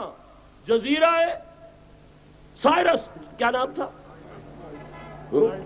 بالٹا، جزیرہ مالٹا بحر روم میں۔ اقبال کے نفس سے ہے لالے کی آگ تیز، ایسے غزل سرا کو چمن سے نکال دو۔ کہیں ہندوستان کی کسی جیل میں ہوا تو شاید اس کے نفس کی گرمی ہی سے کوئی حرارت پیدا ہو جائے۔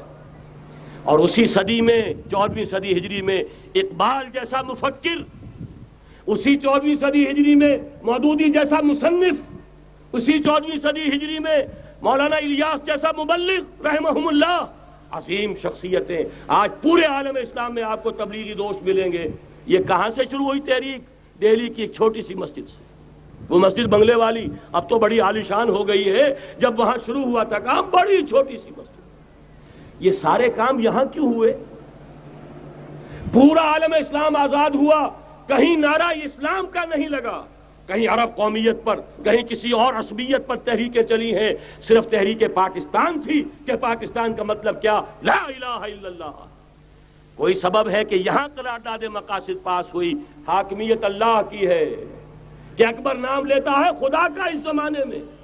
یہ سارا ماضی سامنے رکھیے اور حضور کی دی ہوئی پیشین گوئیوں کا مستقبل سامنے رکھیے، ان دونوں سے ثابت ہوتا ہے اس خطہ ارضی سے کچھ ہونا ہے۔ اگرچہ بھٹکے ہوئے ہیں لیکن کبھی بھولی ہوئی منزل بھی یاد آتی ہے راہی کو، اور بھٹکے ہوئے آہو کو پھر سوئے حرم لے چل، اس کی ضرورت ہے۔ مسلمان کو پھر اس کا مقصد یاد دلایا جائے۔ پاکستان اس لیے نہیں بنایا گیا تھا کہ ہمارے ہاں ٹاٹے اور برلے نہیں تھے تو ہمارے پاس اس کے بھی باپ وجود میں آ جائیں، اس لیے تو نہیں بنایا گیا تھا۔ پاکستان اس لیے نہیں بنایا گیا تھا کہ جاگیرداروں کی جاگیرداریاں محفوظ ہو جائیں، پاکستان اس لیے تو نہیں بنایا گیا تھا۔ اور یہ کہ نمازیں اور مسجدیں تعمیر ہو جائیں، مسجدیں تو امریکہ میں تعمیر ہو رہی ہیں عالی شان سے عالی شان، اس لیے پاکستان نہیں بنا تھا۔ آج بھی مسلمان، میں معذرت سے عرض کر رہا ہوں مولانا سے، آج بھی بھارتی مسلمان کی ایوریج نمازی ہونے کے اعتبار سے پاکستانی مسلمان سے کہیں بہتر ہے۔ آج بھی برقع نظر آ جائے گا تو ہندوستان میں نظر آ جائے گا۔ میں نے اپنی آنکھوں سے دیکھا چند سال پہلے، جب مکہ مسجد حیدرآباد دکن میں 3 دن مسلسل میری تقریریں ہوئی ہیں، 10,000 مرد اور 5,000 خواتین، اور ان میں سے کوئی بغیر برقعے کے نہیں تھی۔ ایک سیلاب نظر آ رہا تھا برقعوں کا کہ جب جلسہ ختم ہوا ہے رات کے 12 بجے 3 دن تک متواتر۔ یہاں کہاں نظر آئے گا برقع آپ کو؟ یہاں تو جس کے بعد 2 پیسے ہو گئے اس نے سب سے پہلے برقع اتار کے پھینک دیا۔ معلوم اچھی طرح سمجھ لیجئے، یہ چیزیں تو وہاں زیادہ ہیں یہاں کی نسبت۔ اصل ضرورت تھی کہ یہاں اس نظام کو قائم کیا جائے، وہ نظام عدل اجتماعی، وہ جس میں حریت ہو، جس میں عام آدمی بھی خلیفہ وقت کو ٹوک سکے۔ یہ کرتا کیسے بن گیا؟ ایک خاتون بھی کھڑی ہو کر دامن پکڑ لے، عمر تمہیں کیا حق ہے کہ ہمارے مہر کے اوپر پابندی لگا رہے ہو، جبکہ اللہ نے نہیں لگائی۔ اللہ قرآن میں قنطارہ کا لفظ استعمال کر رہا ہے۔ ڈھیروں سونا دے دے کوئی شخص اپنی بیوی کو مہر کے اندر، طلاق دیتے وقت اس میں سے کچھ نہیں لے سکتا، آپ کون ہوتے ہیں ہمارے حق کے اوپر پابندی لگانے والے؟ اور عمر نے کہا آج ایک بڑھیا نے وہ اب عمر کو دین سکھایا، آرڈیننس واپس۔ حضرت سعد ابن ابی وقاص رضی اللہ تعالی عنہ جو فاتح ایران تھے، وہ گورنر ایسے ہی نہیں بن گئے تھے ریوڑیاں بٹی ہو اور گورنر ہی مل گئی ہو، وہ تو خود فاتح تھے ایران کے، اس لیے گورنر تھے۔ صرف ایک پرچہ پہنچا ہے بارگاہ خلافت میں، حضرت عمر فاروق کے پاس انفارمیشن آئی سعد نے اپنے گھر کے باہر ڈیوڑی بنا لی ہے اور ایک دربان کھڑا کر دیا ہے، حضرت بلال کو بھیجا ہے رقعہ دے کر، اور یہ حکم تھا کہ بلال پہلے تو جاتے ہی ڈیوڑی میں آگ لگا دینا، پھر یہ رقعہ دینا میرا۔ اور رقعے میں لکھا ہوا تھا اے سعد، لوگوں کو ان کی ماں نے آزاد جانا تھا، تم نے انہیں اپنا غلام کب سے بنا لیا ہے؟ یہ دربان کھڑے کر دیا اپنے آگے۔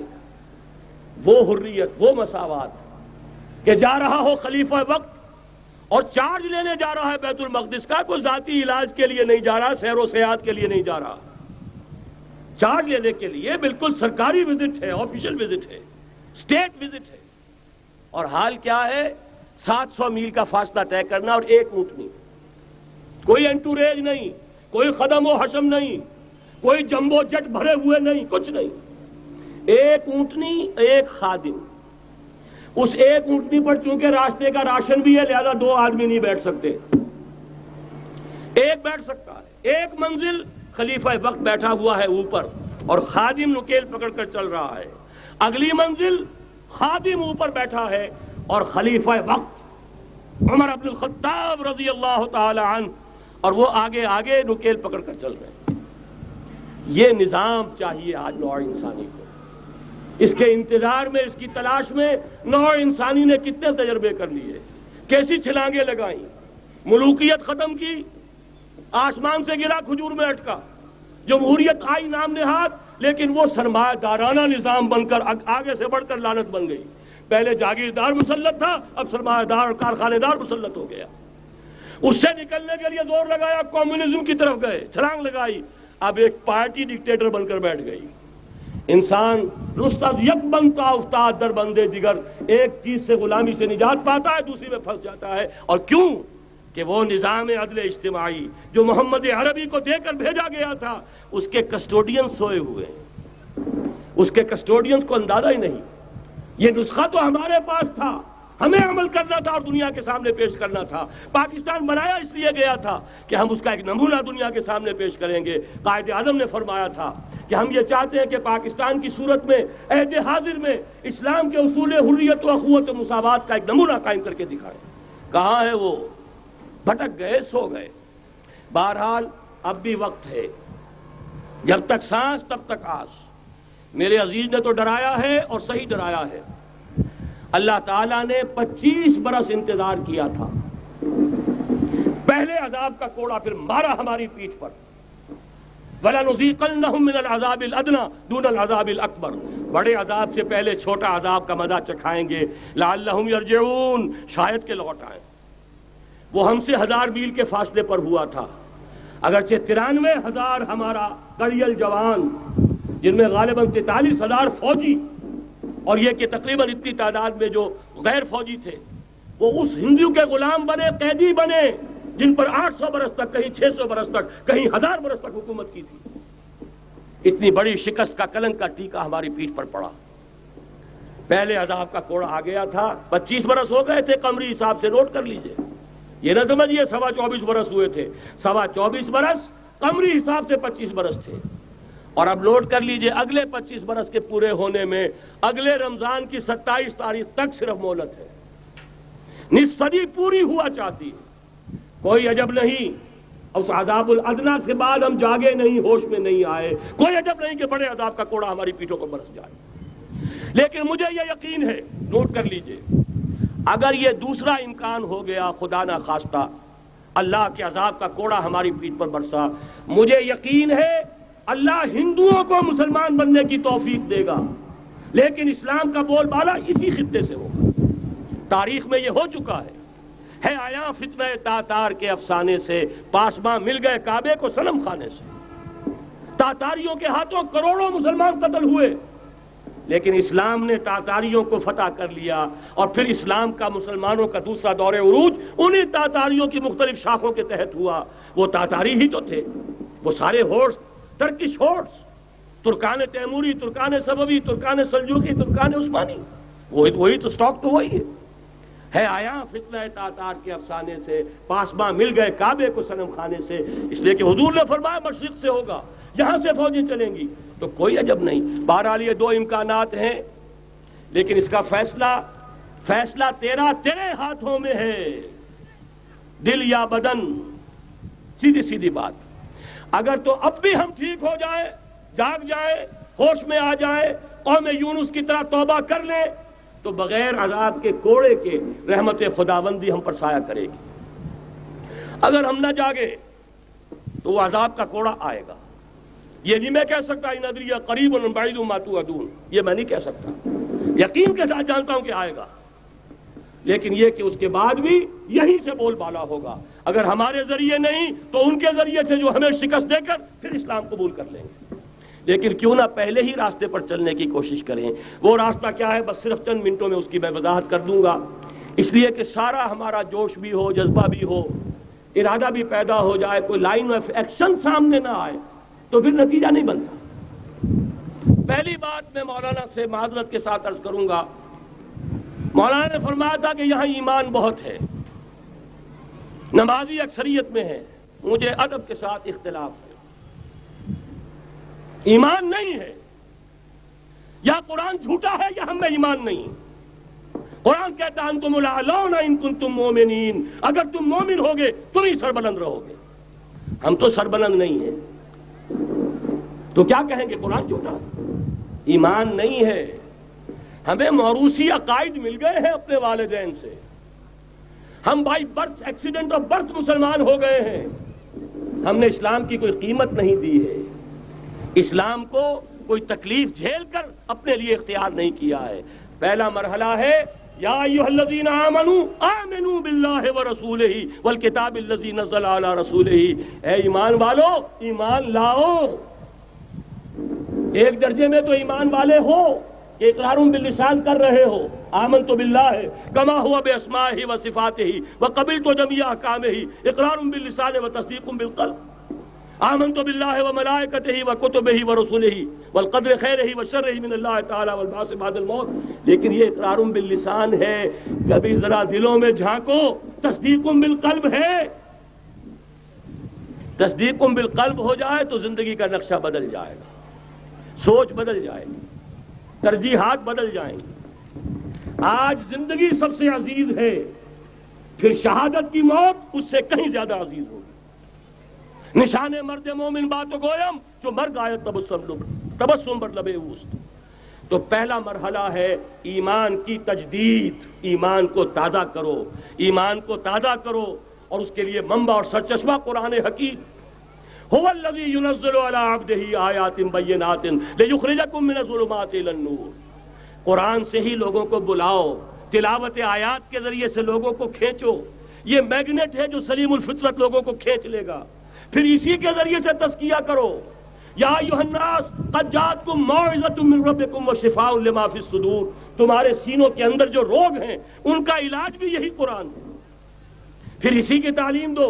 یتلو علیہم آیاتہ ویزکیہم ویعلمہم الکتاب والحکمہ. یہ پہلا مرحلہ. دوسرا مرحلہ جو ایمان اپنا تازہ کر لیں، شعوری طور پر اللہ، آخرت، رسالت، قرآن، محمد الرسول اللہ کی ختم نبوت، اس پر ایمان لے آئیں شعوری طور پر. تجدید ایمان. نوٹ کر لیجئے سورہ نساء کی وہ آیت یا ایھا الذین آمنوا آمنوا باللہ ورسولہ. ایمان لاؤ، اے ایمان والو ایمان لاؤ. جو لوگ یہ مرحلہ طے کر لیں وہ بنیان مرصوص بنے بیعت کی بنیاد پر. لیکن بیعت کون سی؟ بیعت جہاد. یہ جو بخاری شریف میں ترانہ آیا ہے صحابہ کرام کا، غزوہ خندق میں جب صحابہ کدالیں چلا رہے تھے، خندق کھودی جا رہی تھی، تو ان کی زبانوں پر ایک شعر تھا، نحن الذین بایعوا محمدا علی الجہاد ما بقینا ابدا، ہم وہ ہیں جنہوں نے محمد سے بیعت کی ہے جہاد کی، جب تک جان میں جان ہے جہاد جاری رہے گا۔ یہ جہاد کی بیعت سید احمد بریلوی رحمۃ اللہ علیہ نے پہلے بیعت لی تھی، بیعت ارشاد، پھر بیعت لی بیعت جہاد، اور اسے کہا یہ سلسلہ محمدی ہے۔ سلسلہ چشتیہ میں بیعت ہو گئی، سلسلہ سہروردیہ میں ہو گئی، سلسلہ نقشبندیہ میں ہو گئی، سلسلہ قادریہ میں ہو گئی، اب آؤ بھائی سلسلہ محمدیہ میں بیعت کرو، اور سلسلہ محمدیہ جہاد کی بیعت ہے۔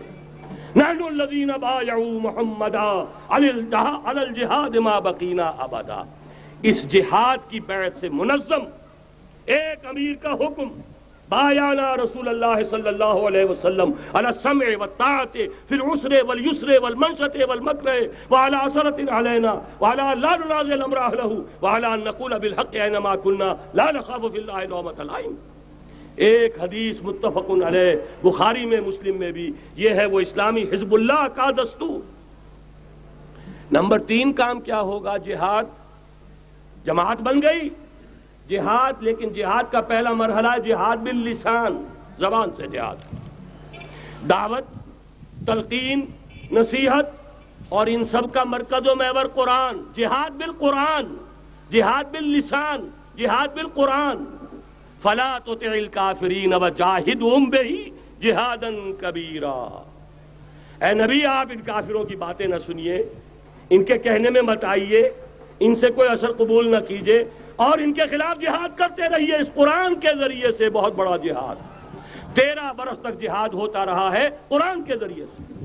لیکن اس کے بعد اب مکے میں آ کر، جب اللہ نے مدینے میں آ کر موقع عطا فرما دیا، جب وہاں پر آ کر ایک بیس عطا کر دیا، اب وہاں سے جہاد بالسیف، جہاد بالید کا آغاز ہوا۔ اب طاقت کے ساتھ، اب طاقت کے ساتھ، قوت کے ساتھ، ہاتھ کے ساتھ جہاد شروع ہوا۔ اس میں آخری بات عرض کر رہا ہوں، آج کے دور میں اس کی ایک شکل تو وہ تھی جو حضور کے دور میں تھی، 313 کے مقابلے میں 1000 یا 4000 3000 آ گئے تھے احد میں، ادھر سے 1000 نکلے تھے، بعد میں 300 چلے گئے واپس، تو 700 رہ گئے۔ آج کا معاملہ کچھ ذرا مختلف ہے۔ نمبر 1 تو یہ کہ جو حکمران ہے وہ خود مسلمان ہے۔ صدام حسین بھی دستی پھیرتا ہوا فوٹو کھنچواتا ہے، کیا کرے؟ بے نظیر بھٹو کو بھی کسی نے آج تک کافر تو نہیں کہا، چاہے وہ کفریہ کلمات کہتی رہتی ہے۔ اسلامی شاعر کا مذاق اڑانے کے بعد اور کون سی کسر رہ گئی؟ لیکن فتویٰ کسی نے لگایا نہیں۔ اسی طریقے سے حسنی مبارک کو بھی کسی نے نہیں کہا کہ کافر ہے، لہذا مسلمان ہی حکمران ہے۔ نمبر 1 وہاں یہ تھا، ایک طرف کافر، ایک طرف اہل ایمان، کلیئر کٹ جو ہے معاملہ موجود تھا۔ دوسرے یہ کہ یہاں سٹینڈنگ آرمیز ہیں، پیراملٹری فورسز ہیں، وہاں کیا تھا؟ ادھر بھی والنٹیئر، ادھر بھی والنٹیئر، کوئی سٹینڈنگ آرمی، کوئی ٹرینڈ آرمی موجود نہیں تھی۔ 313 بھی والنٹیئر تھے، 1000 بھی والنٹیئر تھے، البتہ یہ کہ اسلحہ کا فرق تھا۔ لہذا آج کی دنیا میں معاملہ، اس کی ایک مثال ایرانیوں نے پیش کر دی ہے، اور وہ ہے یک طرفہ جنگ، غیر مسلح، پرامن، منظم احتجاج۔ سڑکوں پر نکل آئیں گے جب طاقت ہوگی، جب نہیں چلنے دیں گے اس نظام کو، نہیں دیں گے ٹیکس، نہیں چلنے دیں گے ان بینکوں کو، پکیٹنگ ہوگی، گھراؤ ہوگا، نہیں چلنے دیں گے، سود حرام ہے، اللہ اور اس کے رسول کے خلاف اعلان جنگ ہے، نہیں چلنے دیں گے۔ لیکن اس کے لیے پہلے طاقت ہو، صداقت کے لیے جس دل میں مرنے کی تڑپ، پہلے اپنے پیکرے خاکی میں جاں پیدا کرے۔ محمد عربی نے مکے میں نہیں شروع کر دیا تھا جہاد صلی اللہ علیہ وسلم، حالانکہ 150-200 آدمی تو وہاں بھی موجود تھے، لیکن یہ کہ نہیں، آپ حالات، عالم اسباب ہے، اس کا جائزہ لے کر کوئی قدم اٹھائیں گے۔ قرآن میں خود کہا گیا ہے، اے مسلمانوں پہلے تم 10 پر 1 بھاری تھے، اب تمہارے اندر الآن فیکم ضعفا، اب کچھ کمزوری آ گئی ہے، اب 2 پر 1 بھاری رہے گا۔ لیکن کمزوری اسی وقت آ گئی تھی، اوسط جو ہے کم ہو گیا۔ نئے جو مسلمان ہوئے تھے ان کی وہ پختگی تو نہیں تھی جو مکے کے مہاجرین کی تھی، جو ان آزمائشوں کی بھٹیوں میں سے گزر کر آئے تھے۔ جو کندن بن کر نکلے تھے ان آزمائشوں کی بھٹیوں سے۔ لہذا جان لیجئے آج کے دور میں جہاد بالید یک طرفہ جنگ کی صورت میں ہوگا، اور اگر ایرانیوں نے کر کے دکھا دیا تو ڈوب کر مر جانے کا مقام ہے سنی مسلمانوں کے لیے کہ وہ نہ کر سکے۔ جب بھی میں بات کرتا ہوں کہتے ہیں یہاں نہیں ہو سکتا، کیوں؟ یہاں کوئی صاحب ایمان نہیں، یہاں کوئی صاحب غیرت نہیں، کوئی صاحب حمیت نہیں۔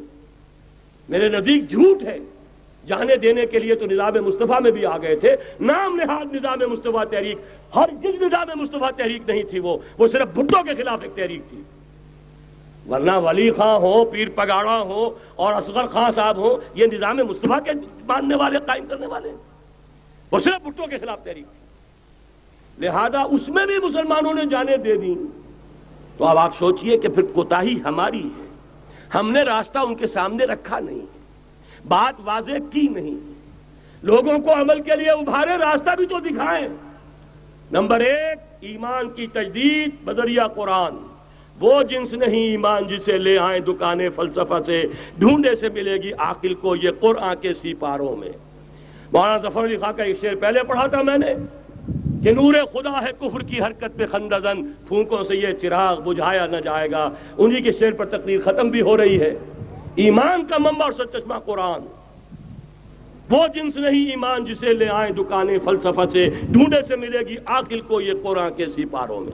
تجدید ایمان بذریعہ قرآن، اجتماعیت بذریعہ بیعت جہاد، بیعت سم و طاعت فی المعروف۔ نمبر 3 جب تک طاقت کافی نہیں ہے جہاد باللسان، کہو تو صحیح یہ فحاشی خدا کے لیے ختم کرو، کہو تو صحیح اخبار والوں سے جا کر ہاتھ جوڑ کر یہ کیا تم رنگین تصویریں شائع کرتے ہو نوجوان لڑکیوں کی، یہ کون سا تمہیں ثواب ہو رہا ہے، تم نے کس چیز کو ذریعہ بنایا ہے اپنی کمائی کا اور اپنی دولت کے حصول کا، کہو تو صحیح، نہ سنے۔ بہرحال اللہ تعالیٰ کے ہاں تمہارے کہنے کا یہ جو نہی عن المنکر باللسان ہے تمہیں تو اجر و ثواب ملے گا۔ اور جب طاقت اتنی ہو جائے کہ ٹکر مول لینے کی پوزیشن میں ہو تو نکل آؤ، گھیراؤ کرو۔ شیعوں نے پاکستان میں بھی کر کے دکھا دیا، 50,000 نے جا کر سول سیکریٹریٹ کا گھیراؤ کر لیا۔ ابھی ماشاء اللہ جوان تھا، بوڑھا نہیں ہوا تھا، کل 3 برس، اور بڑے تنتنے کے ساتھ ضیاء الحق صاحب لے کر آئے تھے آرڈیننس، زکوٰۃ آرڈیننس۔ 50,000 نے جا کر گھیراؤ کیا۔ اگر ہمیں کمٹمنٹ نہیں دو گے کہ ہمیں ایگزمپٹ کیا جائے گا، نہیں اٹھیں گے، مارو گولیاں، مارو جتنوں کو مارنا۔ چیف مارشل اللہ ایڈمنسٹریٹر کی ناک رگڑی گئی زمین میں، کمٹمنٹ دی کہ جی میں آپ کو کر دوں گا، ایگزمپٹ کر دوں گا، وعدہ ہے، تب اٹھے۔ یہ ہے راستہ کام کرنے کا، یہ ہے طریقہ، لیکن تنظیم ہو، موب نہ ہو۔ ایسا نہ ہو جو ہوا مالاکنڈ میں، بیچارے صوفی محمد صاحب کہتے ہیں میں نے تو کسی کو گولی چلانے کا حکم دیا ہی نہیں، یہ گولیاں ویسے چل پڑی، اور اس کے بعد ایک ایک مورچے پہ جا کر ہاتھ جوڑ رہے ہیں امیر صاحب کہ خدا کے لیے باہر نکلا اور نہیں آ رہے۔ یہ نہیں، سم و طاعت فی المعروف، جو حکم دیا جائے، حکم ہو حرکت کرنے کا تو حرکت کریں، اور حکم ہو رک جانے کا تو رک جائیں۔ اگر یہ نظم جماعت نہیں ہوگا خیر وجود میں نہیں آئے گا، قربانیاں ہوں گی اور ضائع جائیں گی۔ چنانچہ ایک اخباری انٹرویو کی روح سے انہوں نے خود کہا یہ جانیں جو ہیں شہادت کی نہیں ہے، جانیں ضائع گئی ہیں۔ حالانکہ مجھے اختلاف ہے، اس کو کہنا یہ چاہیے تھا کہ جس نے بھی خلوص میں اگر غلطی کی ہے بہرحال اللہ کے ہاں اس کا جو ثواب محفوظ رہے گا، جان دینا آسان کام نہیں ہے، لیکن یہ ضرور ہے کہ نظم کے بغیر دی گئی ہے اس کا دنیا میں نتیجہ نہیں نکلے گا۔ تو یہ میں نے عرض کیا آپ سے 4 نکات: تجدید ایمان بذریعہ قرآن، اجتماعیت بذریعہ بیعت جہاد اور بیعت سم و طاعت فی المعروف۔ پھر جب تک طاقت کافی نہیں، نہی عن المنکر باللسان، مظاہرے کرو، لوگوں کو جا کر روکو، ہاتھ جوڑو، خوشامد کرو، باز آ جاؤ، منکرات کو چھوڑ دو، اللہ کے غضب کو دعوت نہ دو، اللہ کے غصے کو نہ بھڑکاؤ۔ لیکن جب طاقت کافی ہو جائے، منظم جماعت جو جانے دینے کے لیے تیار ہو، جو اپنے سینوں پر گولیاں کھانے کو تیار ہوں، پھر میدان میں آئیں گے، پھر کہیں گے یا یہ منکرات نہیں یا ہم نہیں، یا تخت یا تختہ۔ اس کے سوا تیسری بات پھر کوئی نہیں ہوگی. اور اس کے لیے یہ ون سائیڈڈ وار، یک طرفہ جنگ ایرانیوں نے کر کے دکھا دی، ہلکی سی جھلک ہمیں بھی پاکستان میں دکھا دی. اب بھی اگر ہم کہیں کہ ہمارے سامنے راستہ نہیں ہے تو یہ سوائے اس کے کہ اپنے آپ کو، وہ جو اقبال نے کہا پتہ نہیں نام کیا ہے اس کا، خدا فریبی کہ خود فریبی، عمل سے فارغ ہوا مسلمان بنا کے تقدیر کا بہانہ. راستے تو صاف ہیں، نشانات راہ بھی اب تو سامنے موجود ہیں، اگر اس کے باوجود ہم حرکت نہیں کرتے تو سارا قصور ہمارا اپنا ہے. جو باتیں میں نے عرض کی ہیں، اب ظاہر بات ہے ایک تقریر میں میں نے بہت سا مواد جمع کیا ہے، میری کتابیں ہیں، میرے کیسٹس ہیں، ان سب کا جو ہے اب جس کے بھی دل میں کوئی جذبہ ابھرا ہے، اس جذبے کو بہت قیمتی سمجھیے، جس کے بارے میں اقبال کا ایک خوبصورت شعر ہے، آرزو اول تو پیدا ہو نہیں سکتی کہیں، اور ہو جائے تو مر جاتی ہے یا رہتی ہے خام. اس لیے کہ یہ ماحول ایسا ہے، یہاں بری آرزویں پروان چڑھتی ہیں، دولت کی آرزو، شہرت کی آرزو، جائیداد کی آرزو اور اقتدار کی آرزو. لیکن یہ کہ کبھی دینی اگر جذبہ ابھرتا بھی ہے تو ماحول اسے غذا نہیں دیتا، آکسیجن نہیں ہے، وہ پودا مرجھا جاتا ہے. لہذا جس کے دل میں بھی وہ جذبہ ابھر آیا ہو اس کو مضبوطی کے ساتھ اس لمحے کو امر بنا دیجئے. ہندی میں الف لگانے سے برعکس ہو جاتا، مر امر، ٹل اٹل، امر بنا دے اس کو، یہ ہمیشہ کا ہو جائے کہ اب اس پر عمل کا آغاز ہوگا. اور عمل کے آغاز کے لیے مزید اگر آپ کو سمجھنے کی ضرورت ہے، جیسا میں نے عرض کیا ہے، کیسٹس ہیں، کتابیں ہیں، ہمارے دفاتر ہیں، یہاں قریب آپ کے جو ہے وہ دفتر موجود ہے، وہاں سے لیجئے، عاریتاً لیجئے، خریدیے، پڑھیے. گفتگو کرنی ہو، میں اسی شہر لاہور میں رہتا ہوں، آئیے بات کیجئے، سمجھیے، سمجھائیے. لیکن یہ کہ ایک عزم تو کر کے اٹھیے. وہ عزم کیا ہے؟ قل ان صلاتي ونسكي ومحياي ومماتي لله رب العالمين لا شريك له وبذلك امرت وانا اول المسلمين. اقول قولي هذا واستغفر الله لي ولكم ولسائر المسلمين والمسلمات. ما كنا لنهتدي لولا ان هدانا الله. کل شکر، کل حمد، کل ثنا اس اللہ کے لیے ہے جس نے ہمیں ہدایت عطا فرمائی، اور ہم ہرگز ہدایت نہ پا سکتے اگر اللہ ہی ہمیں ہدایت نہ دیتا. ربنا لا تزغ قلوبنا بعد اذ هديتنا وهب لنا من لدنك رحمة انك انت الوهاب. پروردگار جب تو نے ہمیں ہدایت عطا فرمائی ہے تو اب اس پر استقامت عطا فرما. اے اللہ ہمارے دلوں کو کج نہ ہونے دے. پروردگار تیرے نبی نے ہمیں بتایا ہے صلی اللہ علیہ وسلم کہ ہم سب کے دل تیری دو انگلیوں کے مابین ہیں، تو جدھر چاہتا ہے پھیر دیتا ہے. اے اللہ ہمارے دلوں کو ایمان کی طرف، اسلام کی طرف، جہاد کی طرف، ذوق شہادت کی طرف پھیر دے. ربنا تقبل منا انك انت السميع العليم وتب علينا انك انت التواب الرحيم. اللهم انصر من نصر دين محمد صلى الله عليه وسلم واجعلنا منهم. اللهم ربنا اجعلنا منهم. واخذل من اعرض عن دين محمد صلى الله عليه وسلم ولا تجعلنا معهم. اللهم اغفر لنا ولآبائنا ولأمهاتنا ولجميع المؤمنين والمؤمنات والمسلمين والمسلمات الأحياء منهم والأموات إنك سميع مجيب الدعوات. اللهم اشف مرضانا مرضى المؤمنين والمؤمنات والمسلمين والمسلمات.